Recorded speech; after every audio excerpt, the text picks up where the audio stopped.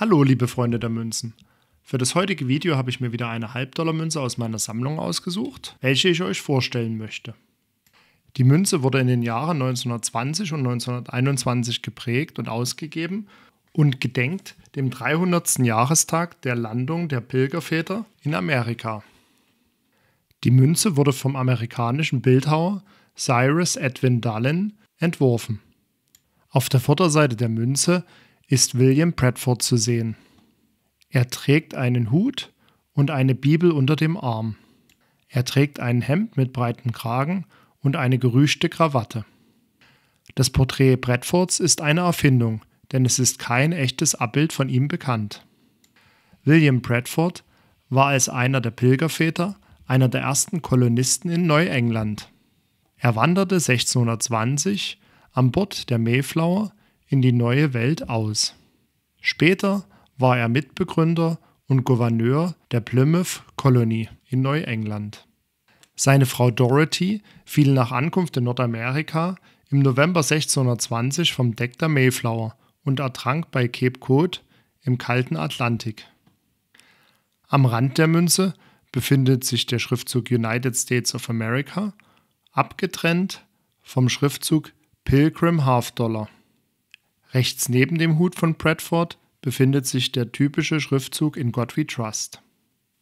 Unter Bradfords Ellenbogen ist ein kleines D platziert, welches für den Designer Cyrus Dallin steht. Die Rückseite der Münze zeigt das Schiff Mayflower unter vollen Segeln.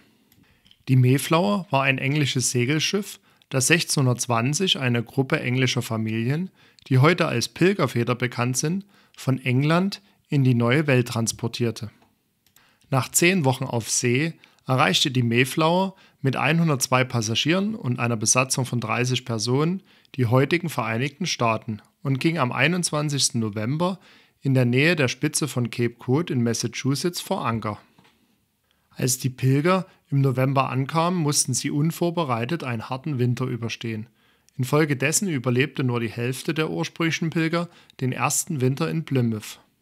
Ohne die Hilfe der lokalen indigenen Völker wären alle Kolonisten vielleicht umgekommen. Das Schiff Mayflower ist auf der Münze in rauer See dargestellt. Am Rand der Münze befindet sich die selbsterklärende Schrift 1620, 1920, 300-jähriges Jubiläum und Pilgerväter. Die Münze wurde neben der Erinnerung an die Pilgerväter auch zur Finanzierung der 300-Jahr-Feier ausgegeben. Im Jahr 1920 wurden 200.112 Stück geprägt, von denen 48.000 wieder eingeschmolzen wurden.